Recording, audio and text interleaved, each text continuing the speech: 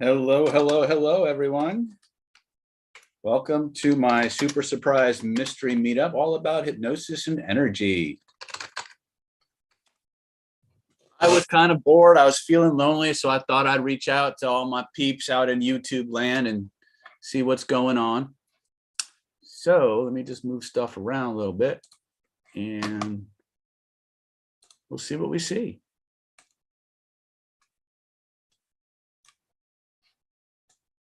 I may have to move that back. I got a new monitor, so I'm playing with it and trying to figure out what the optimum configuration is. So let's see who's checking in with me today. We got Laura, we got Amber, we got Martine, we got Dottie. Welcome. Hey, there's the Sonic Pranic Taoist. All right. So talk to me. What's going on in your world, folks? Where are you checking in from? What do you want to know about hypnosis, energy, or other stuff? One of the reasons I'm doing this, just to be very transparent, is on Saturday, I will be leaving for Las Vegas, where I'll be teaching my annual hypnotic 11-day vacation celebration certification, where I'll be teaching 4 days of advanced accelerated hypnotherapy, followed by 3 days of guest appearances at the world's largest hypnosis and hypnotherapy convention, HypnoThoughts Live. That'll be at the Sahara. And then I'll be following that up with a 4-day full immersion energy training called Vibrational Healing, where I'll be unlocking the secrets of how to do energy, psychic self-defense, remote healing. We'll go through some of the hermetic principles that you should be training to master the ability to work with energy, both remotely and in person, as well as how to protect yourself from harmful or negative influences. And of course, how to remove stuff. So I see some questions coming through the pipe. Let me see what we got here. So Karen says, hi from Cape Town, South Africa. The Sonic Pranic says, I have a question, but didn't give me the question.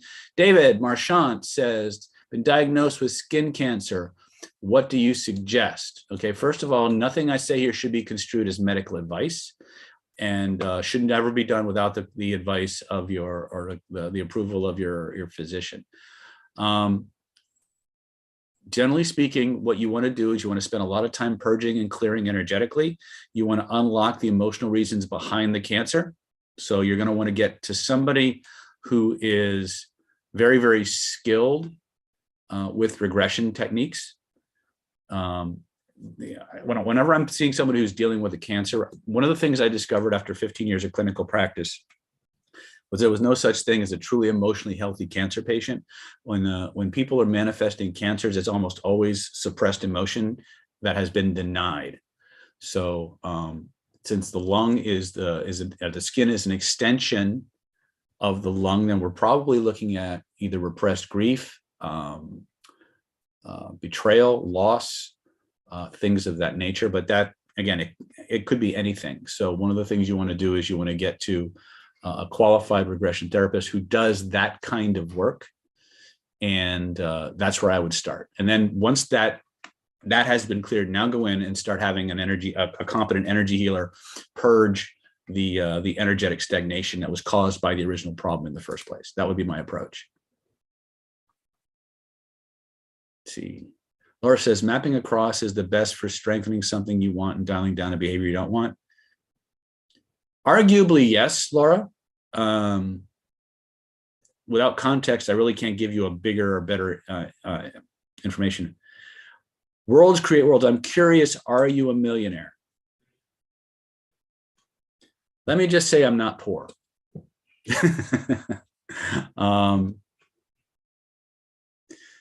That's about as far as I'm going to go words, but thank you for asking that very personal financial question.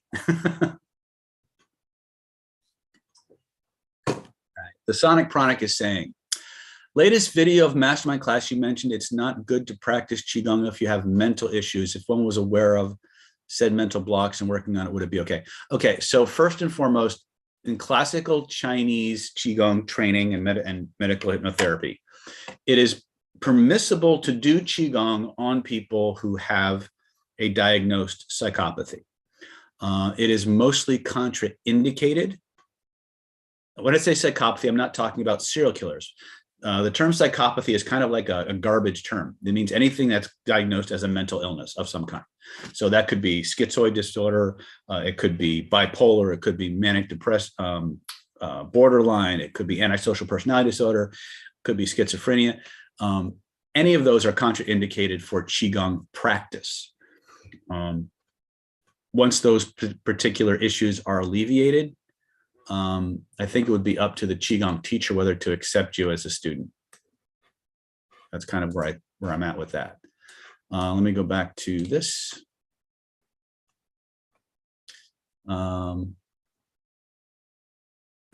Yeah, so I hope that answers your question, Sonic.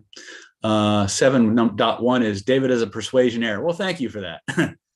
Amber says they all seem interesting to me. Me too. One of the reasons that I have such a broad catalog is that I got too many interests that all kind of dovetail, but on the surface seem very, very different. Okay.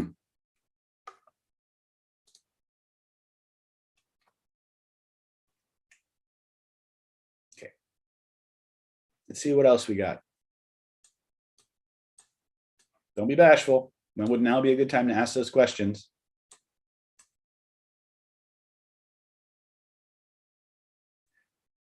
Edgar Santiago says a poor magician is a poor magician. I don't think he's poor. Thank you for that, Edgardo. That's a good one. Thank you. I'm going to steal that. 7.1. That's better than being a millionaire and will only get better. Yes, I firmly believe that. You know, one of the things that, I don't know, I just got this download. Somebody out here needs to hear this. You know, one of the things that happens when you start embarking on this path of, what's the word I'm looking for? Personal evolution that leads you into the realms of the mystic, the energetic, the vibrational things of that nature.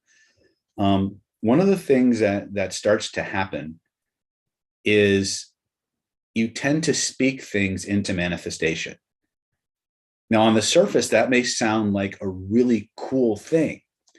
But here's the double-edged sword of that. If you talk shit, guess what you manifest, right? If you talk bad about yourself, or you talk about the problems that you have, or you talk about them in a less than useful way, you will manifest more of that same kind of problem or incident. So one of the things that you'll hear in a lot of the old rules of mystery schools is to know, to dare, to keep silent. And a lot of people think that the keep silent part is just keeping it secret. And there is truth to that, hence the term mysteries.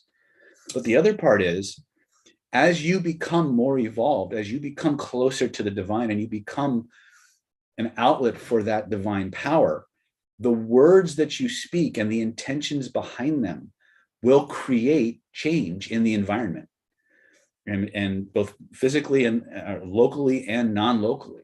So you have to become very, very aware of what you say and make sure that things don't come out that are going to screw you in the long run or screw other people, right? It's very easy to inadvertently curse someone or yourself by, being self-deprecating or whatever, which is a big problem for me, because that's one of the ways that I try to do my best to demonstrate humility is through a self-deprecating kind of humor and not taking myself too seriously. The problem is, of course, is as you start to evolve, the words you speak are energetically charged and they have a deeper effect on people than words spoken by somebody who's not doing that kind of training. So somebody out there needed to hear that. Maybe it was just me, but yeah. Words create worlds. David said, I saw a video by Alex Ramosi. He mentions learning marketing, then sales, then product building in that order. I'm curious, what do you think about that advice? Honestly, Alex Ramosi has a hell of a lot of money. I would definitely learn all the things that he's teaching you. But truth, I think, okay, I see his perspective. Marketing is all about, so you got to understand that the difference between marketing and sales is about what you know about your customer and where to find them. Sales is all about converting them into paying clients. So I think his order is good. I didn't start that way. I'll be upfront. My training actually early on was actually from sales first. But in retrospect, the more I think about it, if you don't have bodies in front of you to sell to, then it's kind of being a good salesman is kind of a moot point. So I think sales and marketing should be the first two things you learn, because you can always hire someone to build a product. You can always sell somebody else's product. You can always build your own once you understand what you're doing. So I think he's got the right idea. So I think it's actually good advice. I think it's good advice. Let me see here. Charlie Sheen says, do the work quietly, then show the result. Yep. And do your best not to talk about the results too much, unless to certain audiences, right? Beliefs have power, even though beliefs aren't as powerful as we come to believe them. They are exceedingly powerful in terms of what they can manifest. Once you know how beliefs are created and how they're constructed, so you know how to deconstruct them, then beliefs aren't this overwhelming challenge that they often present to the non-trained or non-educated person. Okay. 7.1 says, death and life are in the power of the tongue, and those who love it will eat its fruits. That sounds like you're quoting something, 7. Let's see here.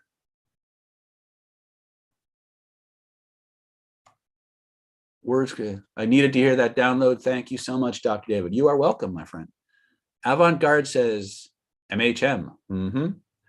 Avant-Garde grade says KYC. Okay, I don't know what that means. Tips on stopping self-sabotage. Steph, all self-sabotage is a form of reckless liver chi or repressed anger. So one of the things that you're going to have to do is you're going to have to find the point of origin that all of those things are stuck to. So I recommend, if you're going to do this work yourself, start with the transformational triad, which would be magic framing, spinning, and color breathing. If those things don't give you the traction you need, find somebody who's trained in energetic regression, or either vibrational or holographic regression, or a classical regression.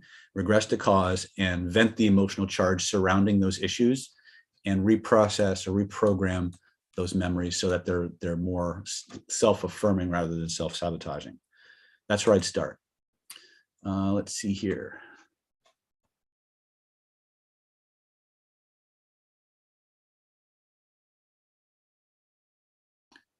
Veronica says, love your work. Love you back. And Brian says, would you call this alchemy? 100%. Everything we do in Planet David is a form of alchemy. Everything. We may call it hypnosis. We may call it energy healing. We may call it NLP. We may call it face reading. We may call it remote XYZ. It's all alchemy. Alchemy is the process of transformation. So everything we do is a form of alchemy. Words create worlds. Hold on a second. You guys are booking through this really fast. Liam, I have a question. Why is it when other people say the words I wish for around me, they tend to get it very quickly? Is it because I manifest things quickly and they're affected? Why is it when other people say the words I wish for around me, they tend to get it? Is it because I manifest things very quickly? Well, if the common denominator, Liam, is you, then there's absolutely something about your field or about your energy that allows them to pull things into manifestation quicker. Okay. If that's the obvious common denominator. Cray C says, love this. Cool. Love you back. Words create worlds says, Dr. David, how do you deal with resistance? I noticed Teal Swan approach to resistance has been really helpful. I'm curious, have you worked or considered working with her? I've never met Teal. A lot of people, she's come across my my channel a couple of times in terms of comments or questions or students who've studied her work as well, but I'm not super familiar with her work. And opportunities for collaboration for some reason don't seem to come across my channel very often. Maybe because I'm a little too snobbish, I don't know, but I know she's got a big following, and I've scanned some of her books. And if her stuff is working for you, then by all means keep using it. You know, who am I to gainsay anything that's working for somebody? Beltar L says, what recommendations do you have for OCD? Thank you. Okay, so Beltar, I have to ask a couple questions. What type of OCD is it? And what do you want instead? If you could answer those questions, I can probably give you a little bit more advice. By the way, FYI, my default answer to just about every question you guys are going to ask in terms of clearing stuff up is going to be transformational triad, which is, again, magic frame, energy spinning, color breathing, and regress to cause. Because those four things together will nuke just about anything. Okay, so I'm just putting that out there. Sarah Harden, I'm 30 years old, and after a hysterectomy in March, I was diagnosed with stage 4 cervical cancer. Please advise. Okay, once again, when we're dealing with cancers, okay, nothing, and any health issue really, nothing I say, I always have to lead with this disclaimer. Nothing on this channel should be construed as medical advice or taken as a prescription or diagnosis.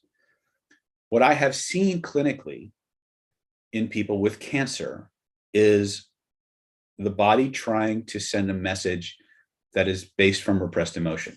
So the first thing I would recommend is go get vetted by your doctor to make sure it's safe for you to do the following. A, find a qualified hypnotherapist and who knows how to deal with these kinds of issues.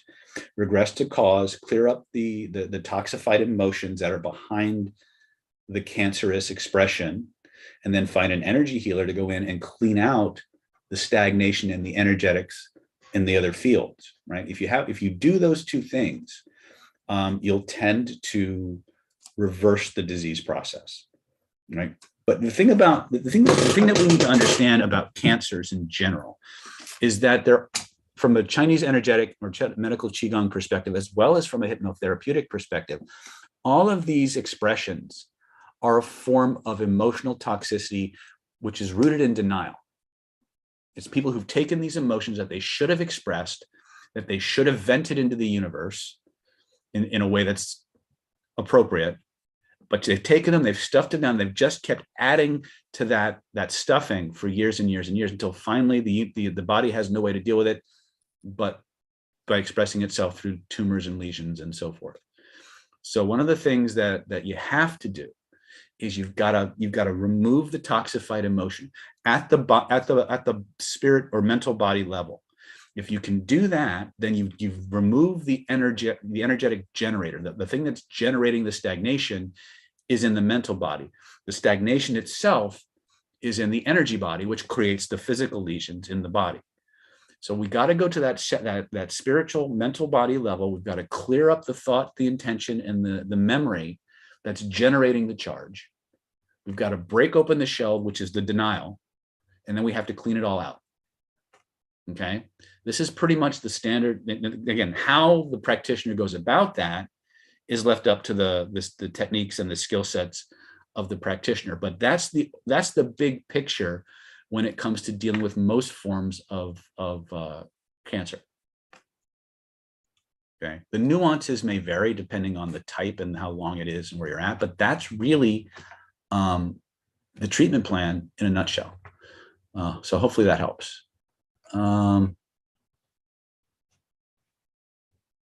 Sarah says, thank you so much. You're very welcome, Sarah. Okay. Let's see here. Sarah, I don't know if you're available, if you're interested, we're doing a 4-day energy healing training in Las Vegas the end of the month. You may want to think about maybe coming to that. You actually may want to come to the whole weekend because we're doing a 4-day hypnotherapy certification on the front end. and then we have 3 days of the conference, and then 4 days of the energy training. And I can give you some very specific Qigong exercises for helping you break up that stagnation and stuff like that. But I would never even consider doing that online. So if you're interested in that kind of help, reach out to Stephanie at 858-282-4663. She'll give you all the information, and you can decide if you want to come to one or both. Both of those trainings can give you a tremendous amount of tools. But if you just started with, again, but I think if you haven't dealt with the emotional underpinnings of the issue, then the hypnotherapy part will probably give you some direct tools. Because one of the things in traditional clinical medical Qigong, one of the things that a lot of the preliminary exercises are used for is to get you to emotionally break. In other words, they're designed to break the shells of denial around the emotional issue and just have you abreact. In hypnosis, we call it abreacting. When that shell breaks, the Qigong therapist has a limited window where they can reach in and pull the stagnation and the charged memories out. But the whole purpose, the whole first phase of Qigong training for cancer is actually getting you to emotionally break. And that could take days, whereas with hypnotherapy, we can do it in minutes. And that's, again, why I tend to default to hypnotherapy and NLP training, and then the energetics, because it's much faster, it's much more direct, and you see results quicker. Okay. Laura says, with the magic frame, after you white out or black it out, if other things are coming up, can you force them into the same? You probably could, but if they're coming up, I would handle them individually, like one at a time. Just tell your unconscious mind, okay, I see that. I'll deal with that after this. I'll deal with that after this, and just daisy chain them.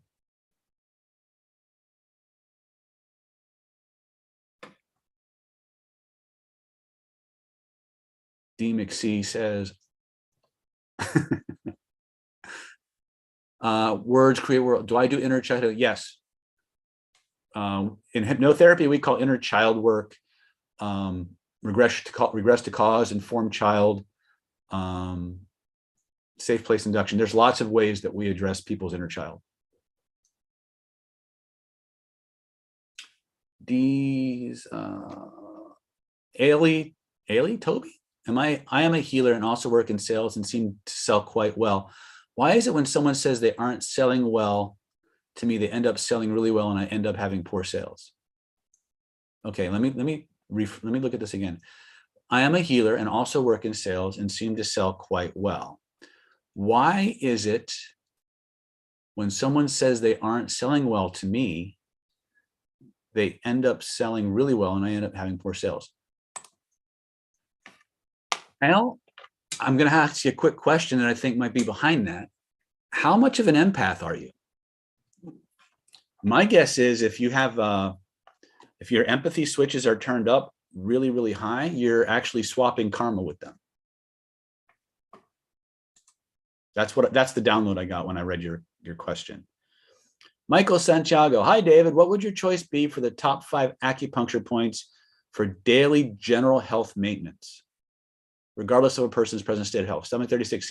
Stomach 36 is absolutely one of the best. One of the best. You also want to tonify or regulate large intestine 10 and 11, 11 specifically, but 10 is also good. I would also do spleen 6, large intestine 4, and liver 2.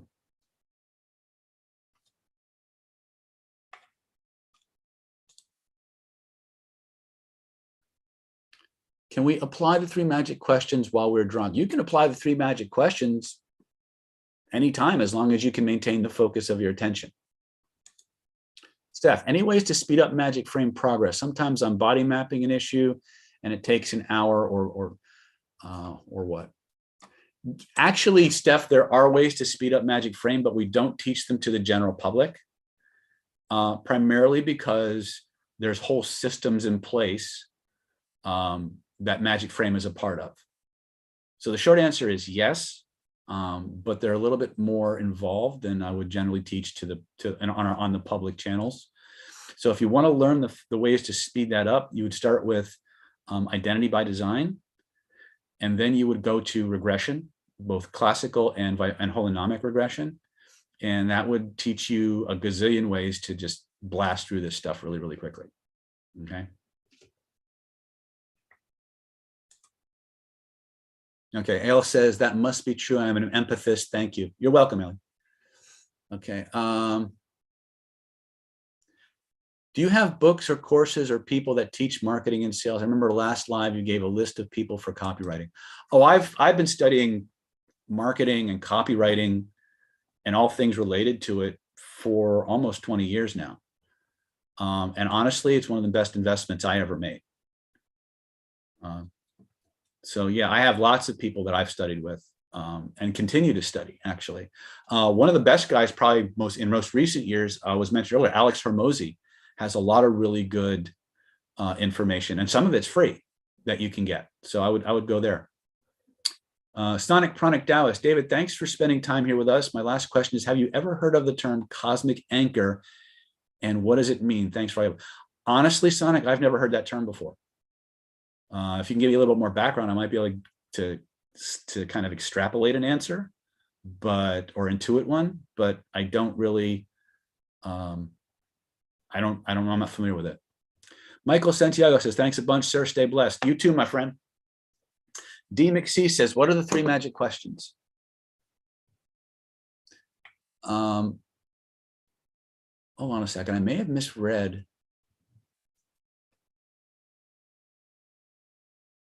I may have misread something. No, I was right.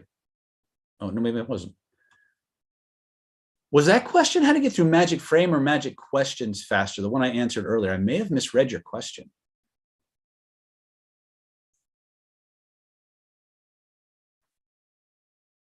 Oh, Brick T says, what is the cutting edge of your research at the moment? What of looking into other realms, entities and such?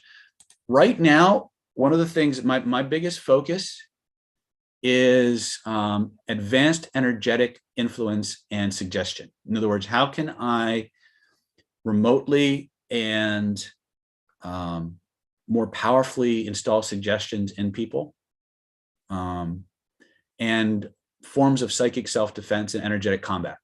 That's kind of where my focus has been right now, primarily because one of the things that I'm seeing as I get deeper and deeper into my Qigong training, my Hermetics training, is that learning how to deal with entities is becoming a bigger and bigger part of the training.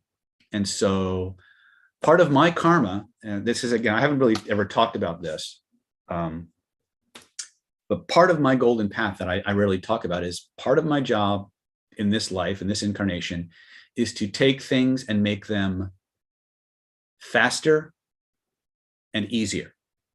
And so a lot of times what happens is technologies or systems that have been very, very little known or in danger of passing out or being phased out because the people who study them are very small.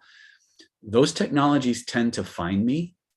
And when they do, my Snyder sense goes off and I just dive headlong into it. And I start getting downloads about ways to streamline, shortcut, and make it more user-friendly. I don't really talk about that much because it sounds really arrogant. That part of my job is to find a better way, but as I look at a lot of the materials that are thousands of years old that I'm going through, I'm starting to get those downloads again about this piece needs to go with this piece, which needs to go with this piece. And I'm starting to put a lot of things together that the final product is going to be really, really powerful. So that's kind of where my interests are going. My body has been healing super fast over the last 2 or 3 months. And so I'm very much contemplating, physically taking up the martial arts again and going back to training and teaching and those kinds of things as well. And a lot of it I attribute directly to where my studies have taken me over the past year. So that's kind of what's going on in my world right now. We're always looking for faster, better ways to help people get through their blocks and manifest the life they want. My fascination has always been with influence and persuasion, and that has taken me in a lot of really interesting directions. Little did I know. Anyway, okay, so I did answer Steph's question right about the magic frame. Let's see. Let's see here. I apologize for being a little slow on the questions, guys, because there's so many of them. They're going by so quickly.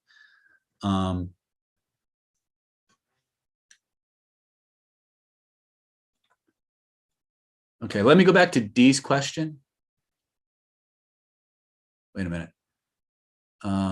What are the 3 magic questions? So Dee, the 3 magic questions are it's a code for 3 levels of question that you use that could take anybody from a complete stranger to an intimate partner. And when I say intimate partner, that could be a lover, it could be a bestie, it could be your next business partner. It's a deep level intimate connection that it creates, while at the same time facilitates enhanced self-disclosure so that you know more about this person at the end of 20 minutes than their best friends know. And they're very hungry to create some kind of relationship with you. So the questions are, level 1 is called location occasion. Level 2 is career, passion, and pleasure. Level 3 is early positive childhood experiences. And there's a conversational framework that allows you to walk up to a complete stranger and in 20 to 25 minutes, have them wanting to spend as much time with you as humanly possible, right? That's in a nutshell what the 3 magic questions are. We teach it in Killer Influence. We teach it in Defense Against the Dark Arts. We teach it in Attraction Mastery. I think we also teach it in Speed Attraction. So those are the 4 places that we teach, aside from our mastermind training, where we teach that particular framework.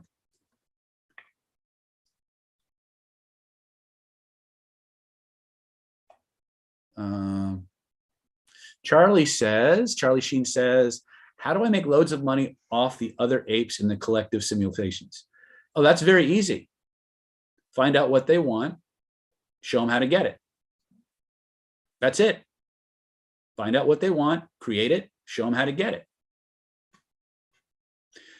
Archangel says, can you go some deep on hermetics? I can, but hermetics is as broad a topic as the ocean, so I need a more specific question. Sonic Pronic says, it's a long story, I'll have to write an email, but thank you. Okay. Rick T says, David, what do you know of Atlantis? Is it real? I think so. Or let me put it another way. I think it was real. I have lots of different stories about Atlantis. I don't know which ones are true, which ones are not. But I back in my Pleiadian days when I was focused on aliens and conspiracy theories and the Merkaba trainings and stuff like that, the Egyptian sacred geometry stuff, we heard a lot of things about Atlantis. I don't know what's true and what's not. You have to follow your gut and your heart on that one. Avant-garde says, All right, let's see here. Are you guys having fun? Is this useful?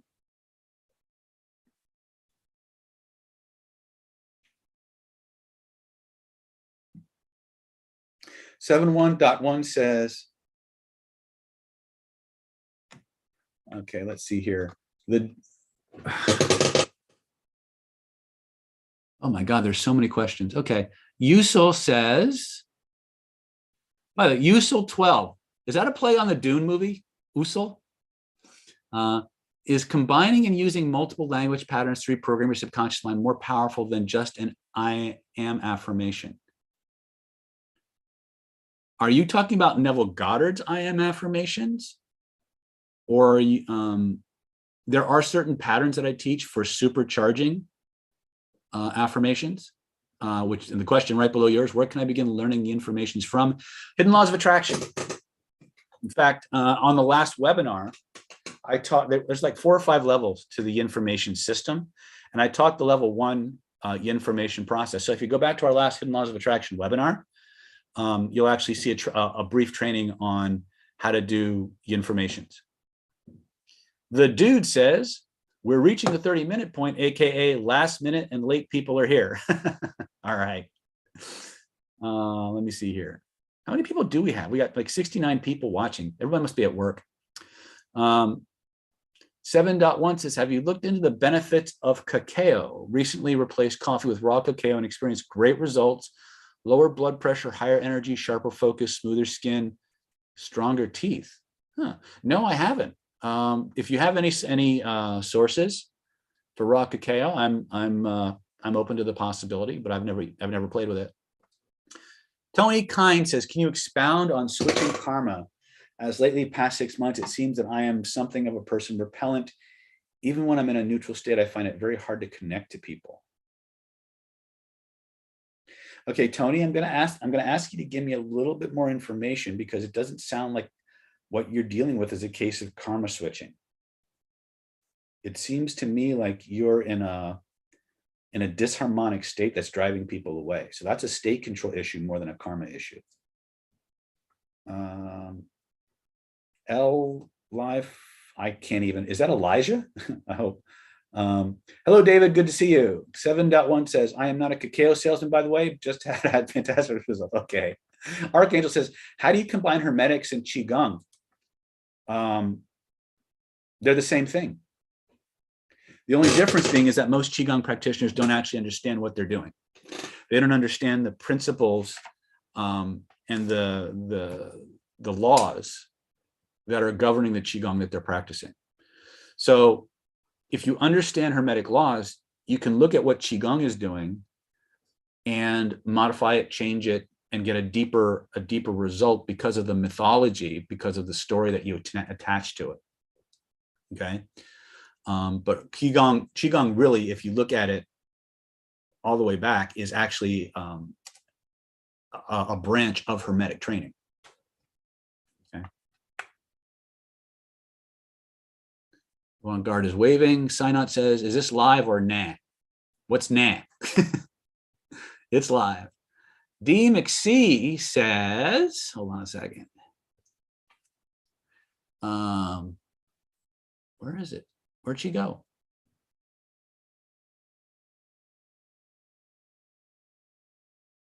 Thank you, David, for answering my question. That's D. Synot says, I'll be the judge of that. Just kidding. Judge away, my friend. Words Create World says, is 3 magic questions and mating dance checklists getting into her world the bulletproof? I found it's the most organic way to go.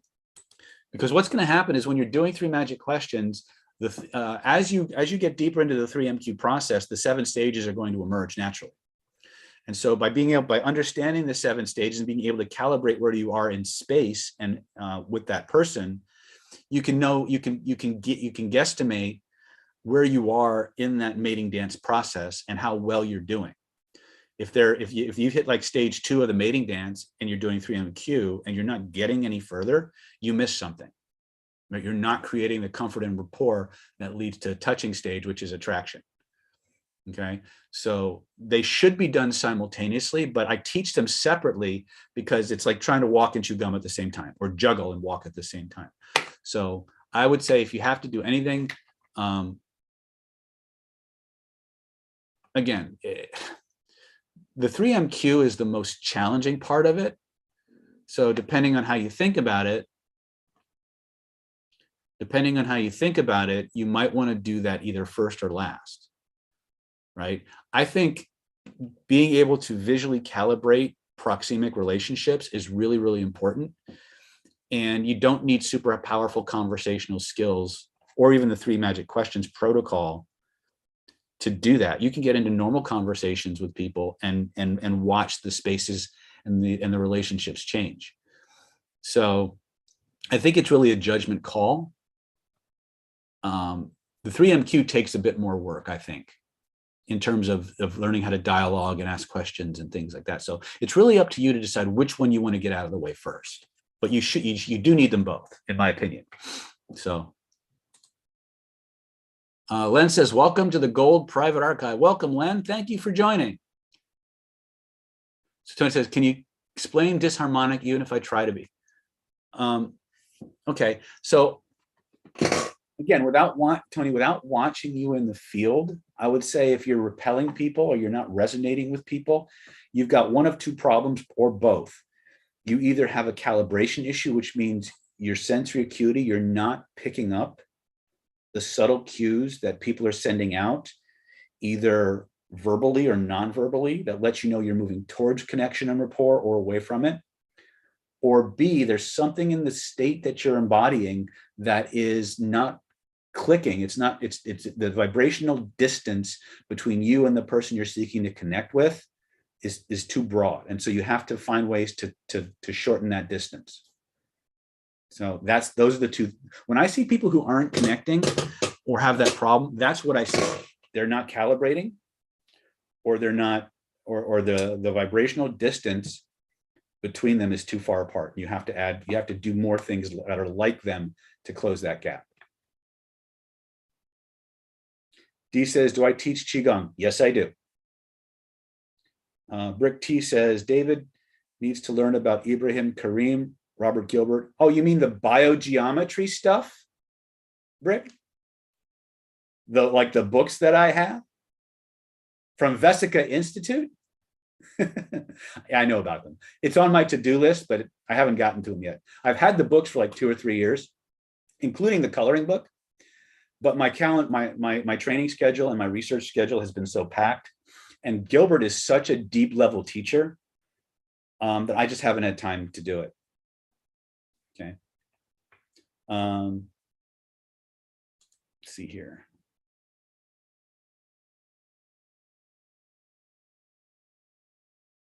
Okay. Jesus Castaneda says, why is my body getting hurt a lot? I'm somewhat fit, but I suffer from knee pain, shoulder pain, and lately quad and calf strains. Okay, so the first thing I have to ask Jesus is, what have you changed in your life in the past 3 months? What's changed in your life? The door 117. Hi, David. Camille here, just saying hi and thanks. Again, I'm saving up for some money so I can give it to you.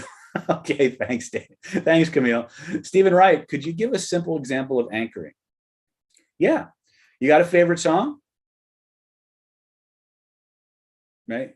Anytime you hear that song, whatever state you're in, when you hear that song changes to a better one, that's an anchor. You got a favorite, you got a lucky shirt, or a ritual that you go through before you play a game or do something. Those are all anchors.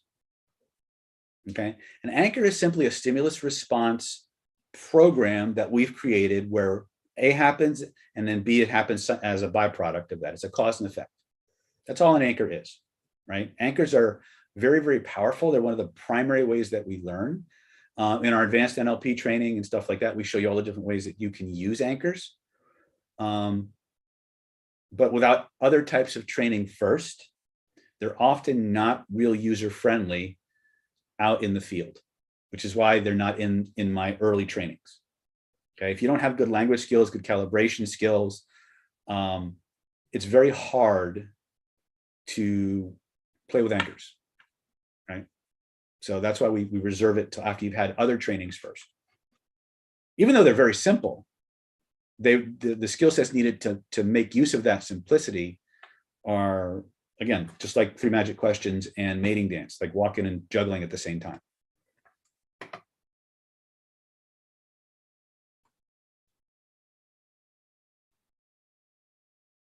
Average Joe says, can we manifest anything material with only doing spinning technique or these other law of attraction? You also mentioned that we have to take action. Are we doing these techniques taking action? Okay, so anything that you do at the mental body level, which is where all manifestation, actually it begins at the causal plane, but then it goes to the mental body level. Anything you do at the non-local level has to be anchored with physical actions in the material plane that creates a vessel for the intention to manifest in. Now, the way I tell people to do this is you impregnate the universe, you do whatever manifestation tool you're going to use, and then you set about going through the physical actions in this primary reality, the material world, as if law of attraction didn't exist, right? And when you have that mindset, then what happens is what you've sent out into the universe travels eventually. You move through time and space, and then when the time is right, those two things combine and you get the manifestation. So what'll happen a lot of times is you'll go through the process, and all of a sudden shortcuts and accelerations will start to happen, but it won't happen right away because you haven't built those muscles. So there's a process, there's a training process that you have to go through, right? A lot of people come to law of attraction looking for an easy way to get something. Well, in the mystical trainings, a lot of times you'll hear the term, the easy path is the hard path. The hard path is the easy path. And that's a direct allegory to what I'm talking about. The problem with a lot of people who are coming, and again, this is not an indictment on anybody with us today, but one of the problems that we have with people who are coming to law of attraction is they're trying to get something for nothing. And that is the exact number one way to not get what you want. The actual mindset that you need to have to make the law of attraction work, and this is something nobody really talks about directly, I'm just going to say it up front. You have to have the mindset of, I'm going to get this, I'm going to accomplish this no matter what. If I have to go over, around, under, through, I'm going to get it no matter what. When you embody that attitude, and you have to truly embody it, and then you start embarking on using your law of attraction skills combined with taking physical actions with that mindset, now the universe will bend to your will. But if you're coming in looking for an easy way or something for nothing and you haven't done the work, then what you're going to get is random at best. Okay, and that's from a lifetime. I've been a manifestor all my life. And unfortunately, for an early part of my life, I was a good manifester, and I was good at manifesting not good things because I didn't understand these principles as well as I do today. So for whoever needed to hear that, that was for you.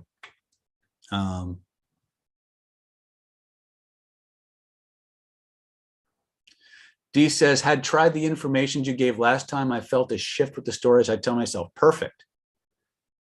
Len, when using hypnotic language, if you use it, what are you saying? If what you're saying goes against their values, will they reject what you're saying? Yes. Yes. They won't want to reject it, but they will. It is Elijah, the one and only. Miss you, my dear friend. I miss you too, brother. Are you coming to Hypnothoughts? So I know in my time references to the lag in the video. How did I miss so many questions? Rick T says, how do you even confirm conspiracy theories like UFOs or whatever you know of? Honestly, Brick, I don't bother. I don't worry about conspiracy theories. I worry about making my life as bulletproof as humanly possible and teaching my students how to do the same thing.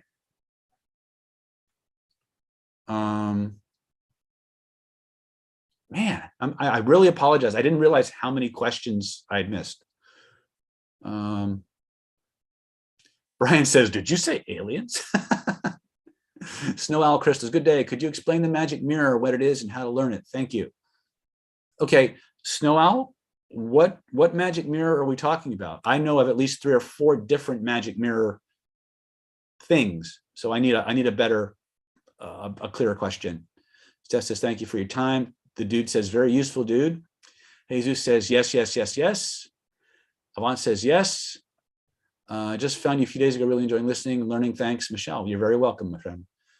Brick T says, can you remote view David? Yes. If you come to vibrational influence and vibrational healing, you'll hear me talk about this. Back in the early 90s, I was the president of the American Association for Remote Viewers. I held that position for about a year, where I was doing a lot of remote viewing. I was teaching people how to do remote viewing, things of that nature. I've since moved on from that, but the short answer is yes, I know how to remote view. Steph says 241, I am here, haha. Okay. Sinot says, let's keep separate things separate. Don't know what that's about. In my time reference is reference to the lag in the video. Okay.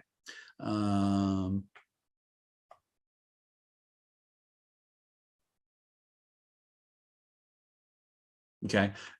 Average Joe, I hope I answered your question. The dude, has anyone said, is this live in-person seminars? No, no one's ever said that, dude. Let's see here.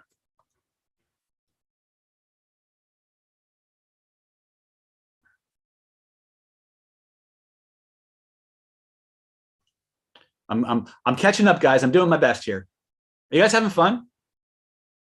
Winter Soul says, drop the mic.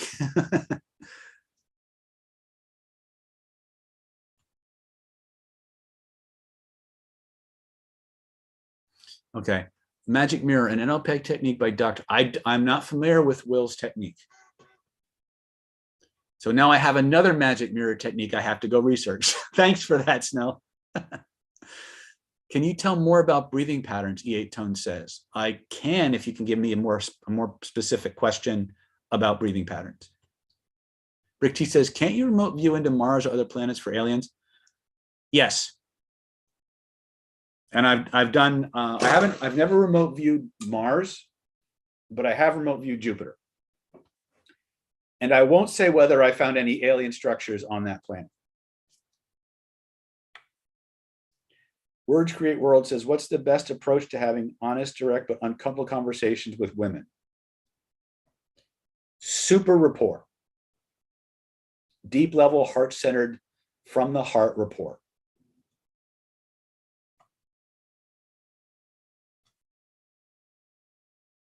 Words Create World says, uncomfortable for them, like breaking with them or putting the relationship on. Yes, you're gonna absolutely need super level rapport.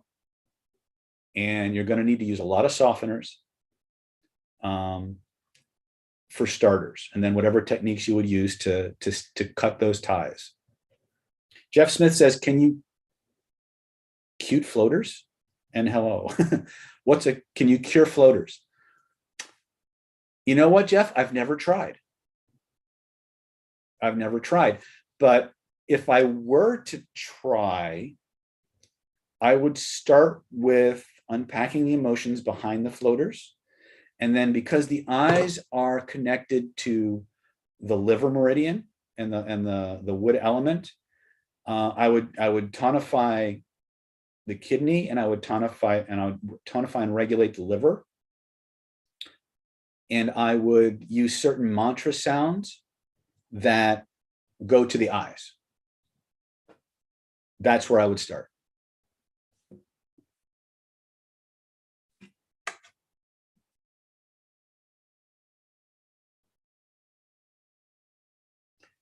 D, have a major written exam coming up in a few days. Any information I could use?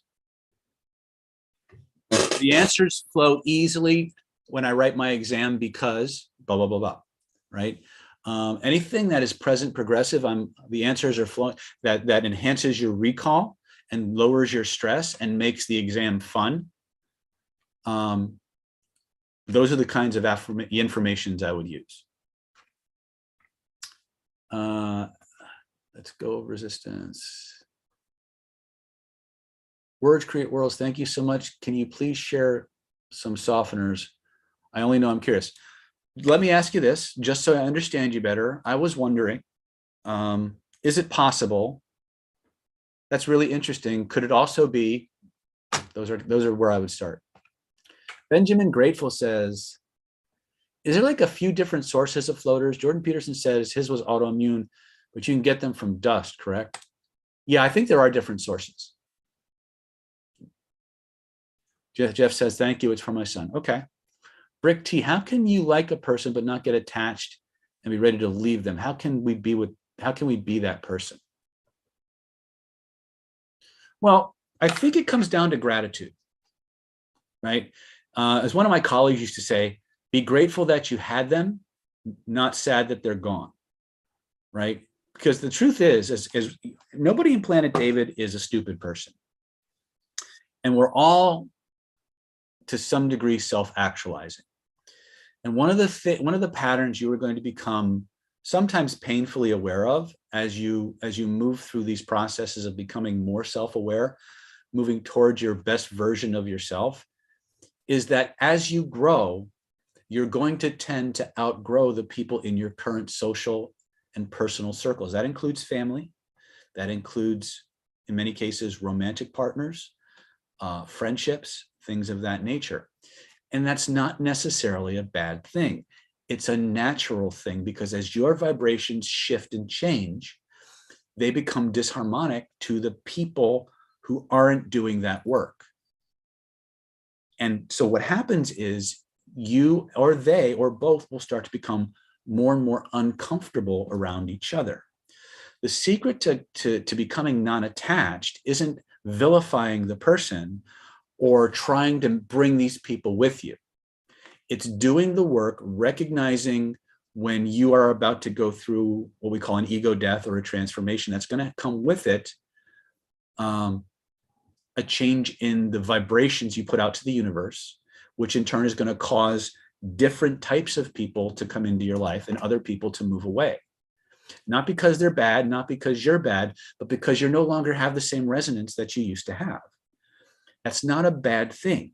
The pain comes is when we try to hold on to things that are no longer in our vibrational best interests, right? So you can love people even though they're no longer a part of your life. You can like people even though being around them isn't as gratifying for you as it used to be. And I think, so the secret to it is non-attachment. And the secret to non-attachment is understanding that people are going to, as you grow, the people in your life are brought to a decision point every single time. And that is either change as well or leave. And one of the things my teachers taught me was that when people are in that situation where they're faced with change or not change, and they don't want to change, then they have to create an enemy.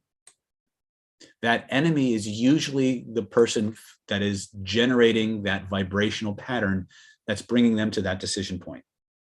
So many times, those partings of the way will happen not because you did something intentionally malicious, but because the person is on this vibrational precipice and they don't want to change, and they'll take something that you said and reinterpret it so they can justify breaking that relationship. Okay. Again, it took me decades to figure this out. And even then, I still had to be told. So I hope that answers your question. And I hope other people who needed to hear that have heard that. Let's see here.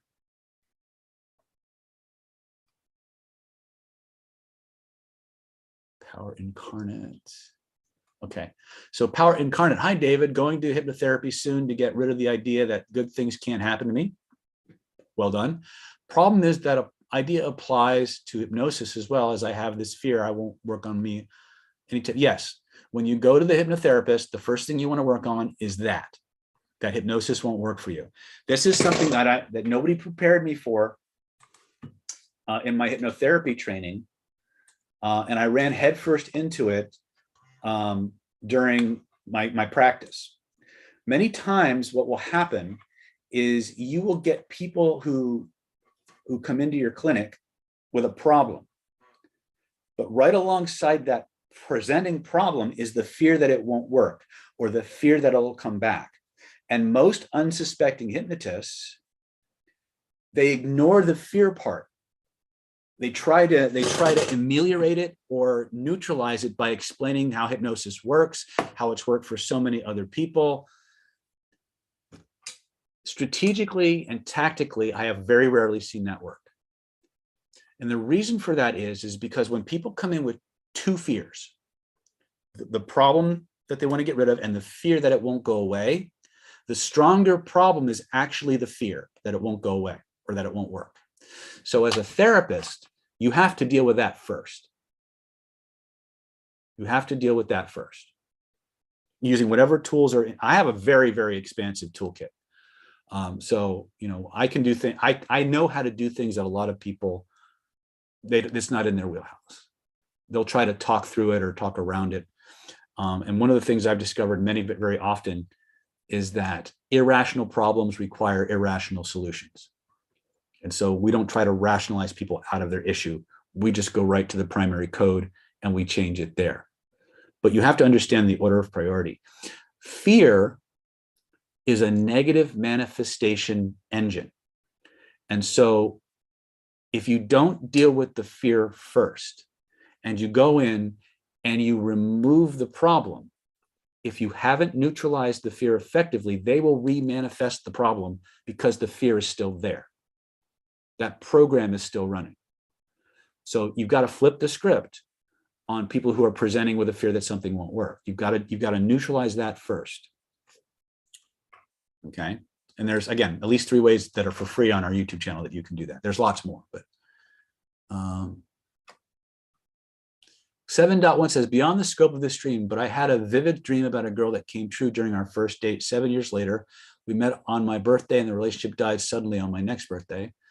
Had I been disciplined in your training, maintaining state control probably would have saved it. But then again, synchronicities were so particular that it all seemed very destined. It's possible. It's very possible. Brian says, you're very generous, David. Great content. Thank you, my friend. 7.1 says, be destined to disaster is a dark thought. It's been 7 months and I still can't get over it. Sounds like I may need to come in for a visit. Am I available? The only people that get to work with me personally for sessions are my Mega Platinum students and my Unlimited Influence coaching students. So if you want to work with me, you'd have to be a member of one of those programs. Otherwise, I'll refer you out to one of my trained facilitators like Bernie or TJ or Moss or Seth, who are very, very skilled at what they do. But to work with me, I only work with my Mega Platinums and my coaching students. Dee says, thank you so much. But if you do want to join one of our programs, 7, if you call 858-282-4663 and ask Stephanie about the Mega,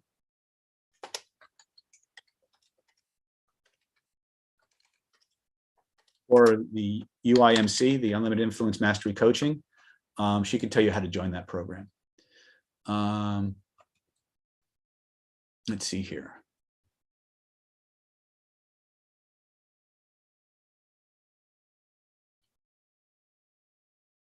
Okay.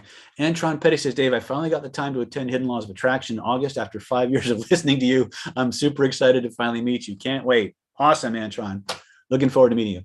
Average Joe says, thank you. Question, are doing these techniques putting in the work? Because there are other gurus who say that you can manifest anything just by doing the techniques, and that is all the action needed to manifest. Well, here's what I recommend, Joe. Get their stuff, put it to work, and see if it works. If it works, I was wrong. It doesn't work, you haven't lost anything, because if you go back and do the work and then apply those techniques, they'll probably work better. 7.1 says, but I'd still like to see you again. Okay, I think I missed something from 7.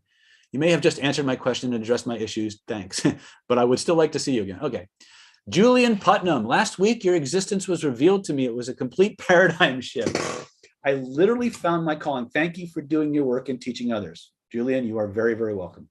That's what I'm here for. Martine S. Lawrence, let's all hit the like buttons. The content that David is sharing with us is amazing. Thank you. Please do that. Please do that. Sinot says no. Okay, fine. The dude, salespeople run into fear of salespeople all the time. I can't imagine the massive fear some have of hypnotherapists. Some people like to buy but hate being sold. Actually, everyone I know likes to buy and hates to be sold. The question is just how much they want to spend to buy it. Sinot says an overload of mental game will disconnect you from your body. Keep yourself present to your experience, even when that experience is that I'm not present. Okay. Colamy number 1 says, going back to dealing with fear, which of your, hold on a second. Which of your programs might deal with that? Identity by design. Identity by design is where you start for fear. Rick T, David, can you get access to memories or states of mind by doing rituals of cultures through morphic resonance? What's your thought? The short answer is yes. I got to take a phone call. I'll be right back.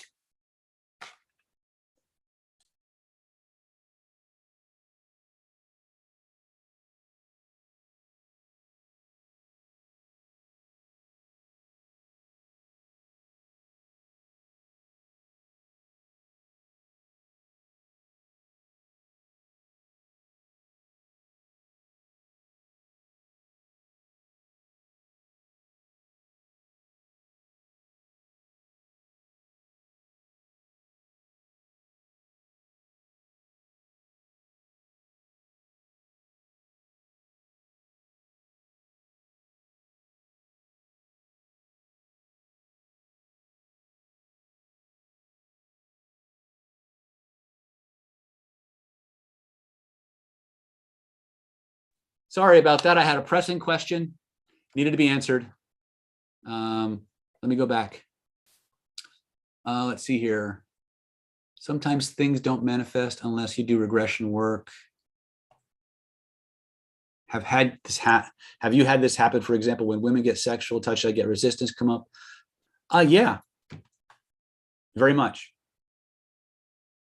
Regression, again, stuff comes up for all reasons, and regression, when nothing else works, regress to cause is almost always the answer. And there's many different ways to do that. Going back to the question that I cut it short. Snow Owl says, would you share your knowledge on all the auric field levels that you work with, or no? For example, etheric body, emotional body, mental body. I use actually a 4-body model. There are other practitioners out there who have 5 or 6 or 7 or 8 layers, one for every chakra. If you can name it and describe it, you can find it in the auric layer. But all the old systems work with a 3 or 4 body system, where you start with the eternal soul. Then you have the mental or spiritual body, you have the energy or etheric body, and then you have the physical body. So those are the 4 bodies that I work with. And then all the different energy pathways, Taiji pole, extraordinary meridians, 12 main meridians, things of that nature.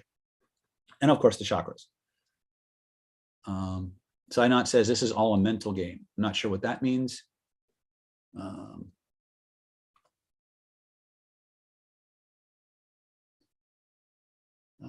I feel like I missed somebody.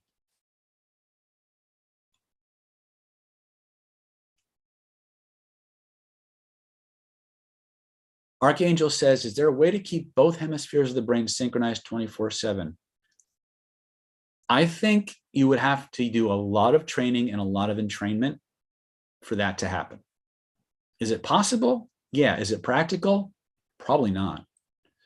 Yo Mama says, I noticed even though resistant people aren't as susceptible to change, they're more susceptible to reinforcement. Any thoughts? Yeah, because every human on the planet doesn't really want to know the truth. They want confirmation that what they believe is true is actually true. So when you reinforce what somebody already believes, they like you more because you're affirming their belief systems. If I'm reading that question correctly.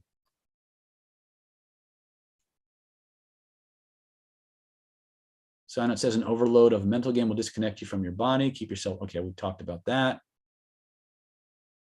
Okay, this is the question I kind of shorted. Rick T, David, can you access the memories or states of the mind by doing rituals or of cultures through morphic resonance? What are your thoughts? The answer is yes, you can.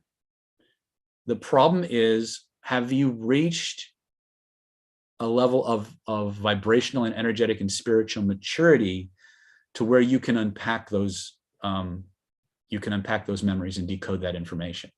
Most people can't. Jeff Smith, can a person who is being imitated purposely have their mind altered because of it? Yes. The only question is to the degree. Snowell says, thank you. Julian says, what are your thoughts on Jungian archetypes, the Kabbalion, and resonating reasoning from the first principles? Okay. I like the Jungian archetypes a lot. I think there's a lot of validity to them. The Kabbalion is a great primer, although one of my students depending on the version that you get, the way they've typeset the words looks like they're actually installing negative embedded commands into the reader. So when you go through that book, become aware of everything that's like in capitals or bolded or whatever, because a lot of times, to me, from a neurolinguistic perspective, they come across to me as embedded commands. And a lot of them aren't positive from my perspective. I learned a lot from the Kabbalion. But remember that one of the old traditions is to hide little bombs and traps and snares in material so that people who weren't initiated and didn't understand the full spectrum of what they were reading couldn't get the benefit from it.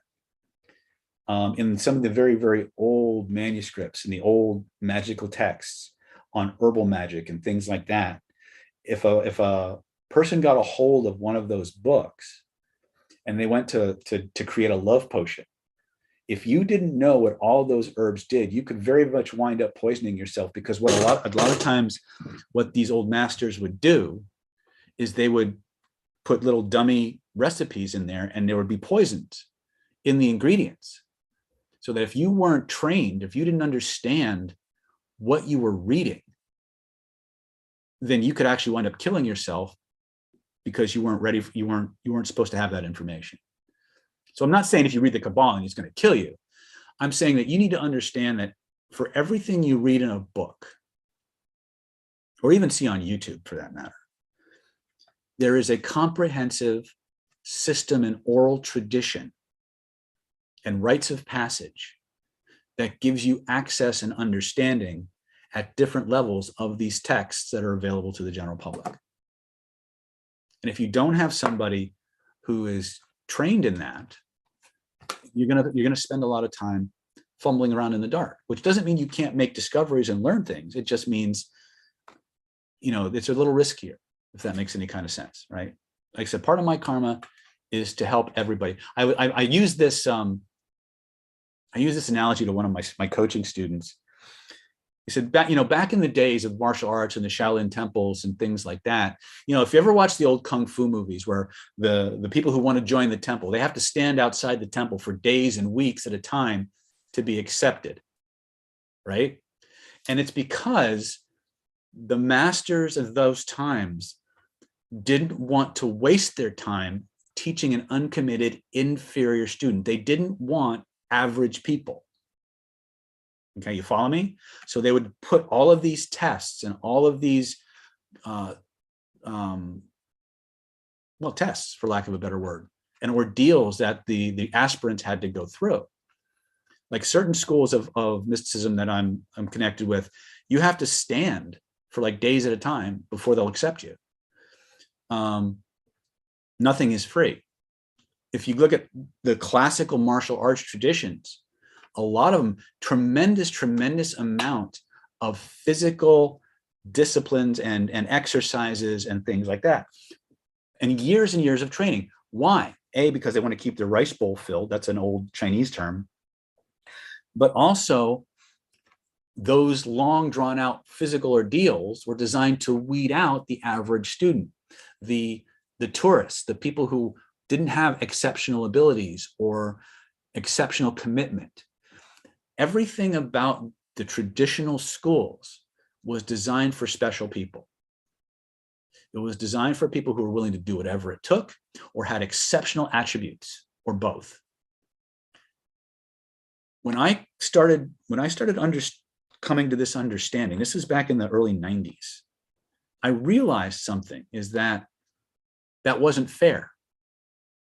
It's like most systems are all about teaching the superstars, the quantum leapers, how to be even more exceptional.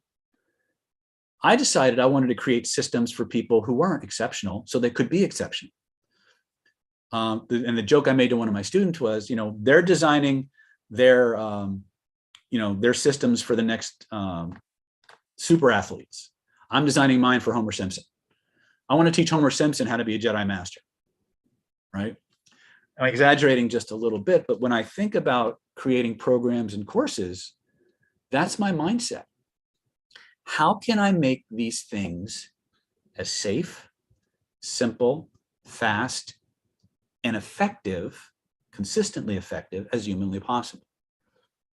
And that's why a lot of times our stuff works so fast, and you don't need a whole lot of stuff, because that's the process we're going through. We spend decades now, pressure testing things and putting things together to see what gives us the biggest bang for our buck.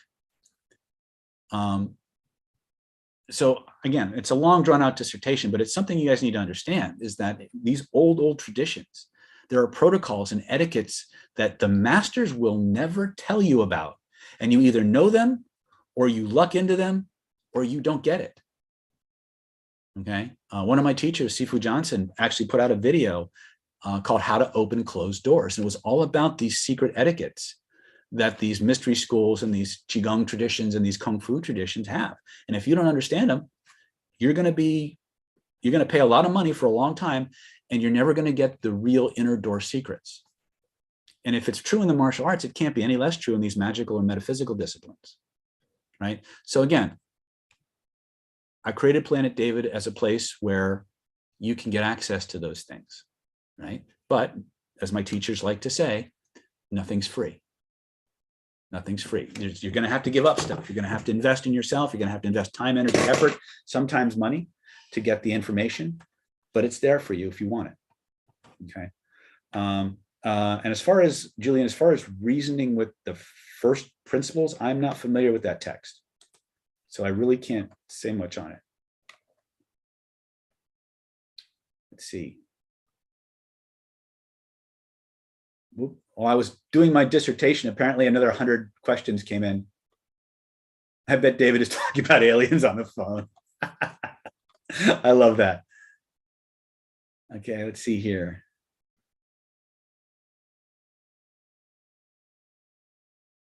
Let's see. Let me skip down a little bit. Jeff Smith's question you missed about imitation. No, I answered that question. It was a very short answer. Jeff said, can a person who's being imitated purposely have their mind altered because of it? Yes. But the only question is the degree.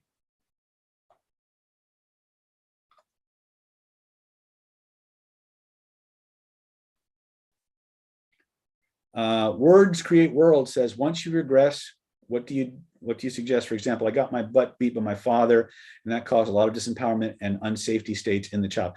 Words, what we do once we regress a person to cause depends on what we find when we regress them. There are many, many techniques that we can employ in that situation. To go over them all here wouldn't help you because you don't have that training, I assume. D, as artist during my school years, I won major competitions. I went in with the intention to win a position, wondering how I can replicate that. Oh, regress to cause and revivify the states and experiences. It's very easy. Merlina Yazzie says, great to be back again with you. Awesome. Gratitude is key. Intention is powerful. Brick T, animal sacrifice always had to do with our animal nature and not actual animals, right? Or can you somehow make use of, oh, trust me, it had everything to do with the animal's energy. Yeah. There's two substances in the body that have the highest energetic potential. That's blood and semen. And so when a person is doing a ritual sacrifice, they're harvesting that energy and molding it and forming it and sacrificing it to an entity or a deity.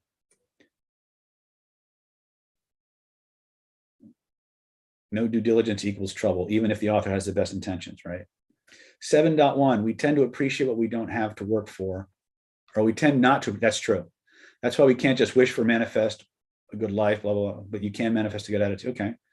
What about certain people's vibes that are attractive, but it doesn't have to do with looks? So how do we gain such quality? Oh, that's easy. State control training in your state control training in killer influence, attraction mastery, or rapid attraction secrets will do that. It's all about charisma training. Eduardo, sorry guys. I'm coming up on, I'm gonna have to jump out soon, but I want to try and answer as many questions as possible. Edgardo says, a lot of people just do 1 or 2 exercises. That's true, and quit. Merlina says, confidence. Miss Link 8 says, you're making me think of Mickey Mouse and Fantasia and the water sequence talking about the masters being picky. It's true. Yo Mama says, sacrifices. Merlina says, we're mind mending. Becca Rose says, hey. Hey, Becca. Chris Lee, I stumbled on Lisa Feldman Barrett. What are your thoughts about her theory on the triune brain being a myth? I have a tremendous respect for Lisa Barrett's work. But Lisa takes a very contrarian view. And I think part of her claim to fame in her books is to poke holes in well-established theories. Nothing in her book contradicts how we do what we do or the way we do it. So I think the best is to take the 50 Shades of Grey approach.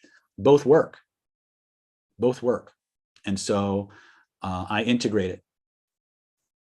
I integrate it a lot. You'll learn about that at Identity by Design and in regression. Power Incarnate says, sorry, I had to do something, but I just watched the answer. Thanks for your answer. Very helpful. Jeff Smith says, how can it be reversed? What be reversed? What did I miss? How can you reverse it? Identity by Design will do it. Spinning in Magic Frame will do it. Yeah. Sign out 2 things, more than 2, but only 1 for now. Hold on a second.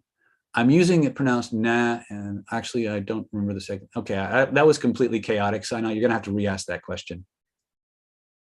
Is it because I'm so used to it? Becca, I must have, oh, there's a question. Okay, random question, but as normal.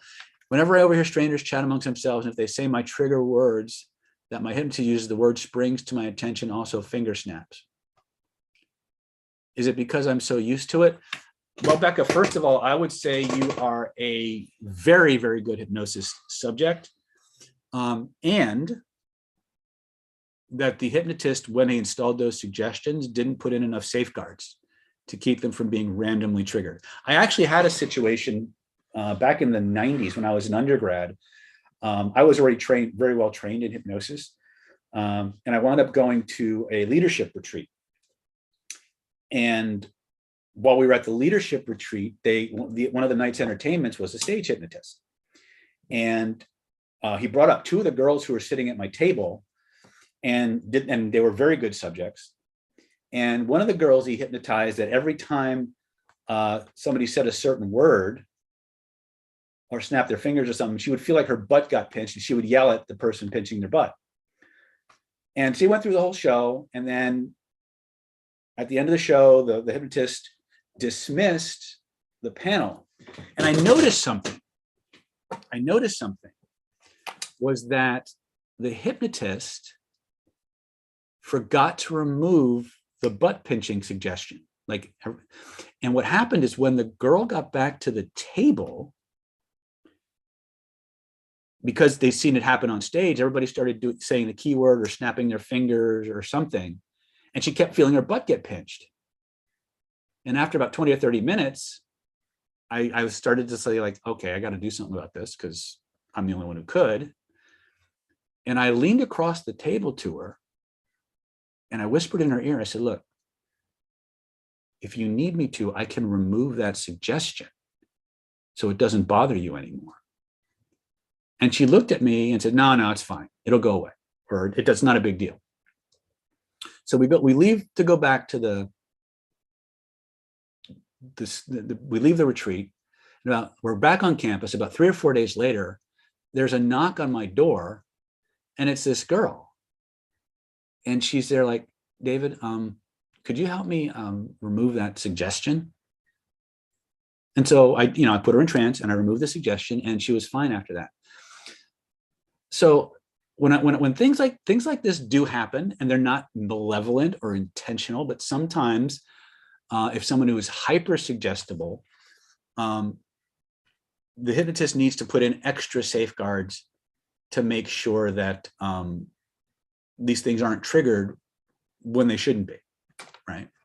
So if it's bothering you, if it's causing you a problem, go back to your hypnotist and say, can you modify this suggestion so it only happens within certain parameters? If you're okay with it, then leave it the way it is.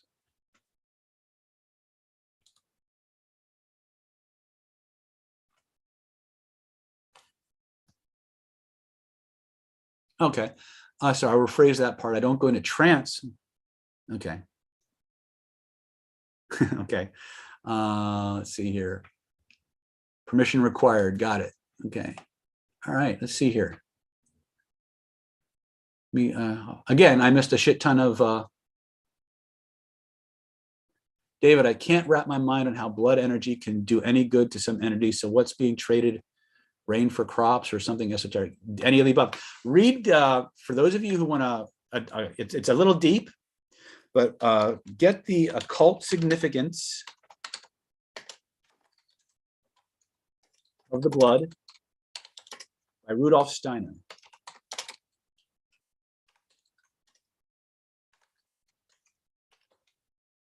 That'll teach you a little bit about why blood is so powerful.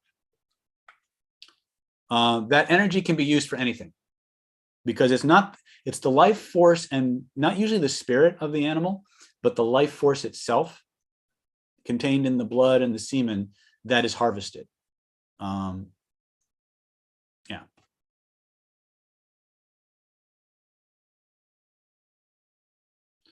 So what the hell do elites gain from child sacrifice? What deity does that? Again, the history of man is peppered with cults and religions that practice ritual sacrifice. Hell, up until Abraham, I think it wasn't uncommon in the Semitic tribes, if I remember correctly. Okay, let's see here. Sign on. I'm going to have to re-ask what question. I just corrected you on my first comment. You mispronounced my saying wrong a second time. Nah, pronounced nah. Okay. What's your take on mind mending on group events like on YouTube? I don't know what mind mending means or mind melding. Merlina, you're going to have to elaborate on that because I'm not sure what you're talking about. What the hell do elites gain from child sacrifice? It's about harvesting the energy and the spirit and using it and molding it for something. Let's see here.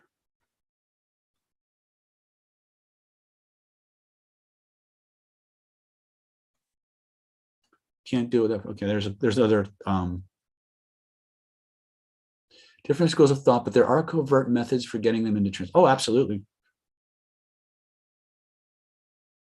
Do you have a team of people you've trained that can help me with regression work? Yes. If you call my office and ask for a referral, Stephanie will point you in the right direction. Merlina says, is hypnosis power of suggestion like subliminal reprogramming of the mind? No. It's much more powerful. Sekizan-san says, Doctor, what state are you in now? Because I get confused with choosing a state to be in. Right now, I am in information delivery mode. I'm in teacher mode. Okay. How do people communicate with deities to begin with? Well, one of the primary ways that most people learn is through prayer, meditation, contemplation. There's things called deity magic, where you imagine the deity and you shorten the vibrational gap between you and the image of that deity until the rapport connection is so strong that you actually become the manifestation of the deity. There's many different ways to do it. The dude says, good stuff, Dave. We'll see you sooner or later, probably in Vegas. It's been a long time coming and looking forward to it. Awesome, dude.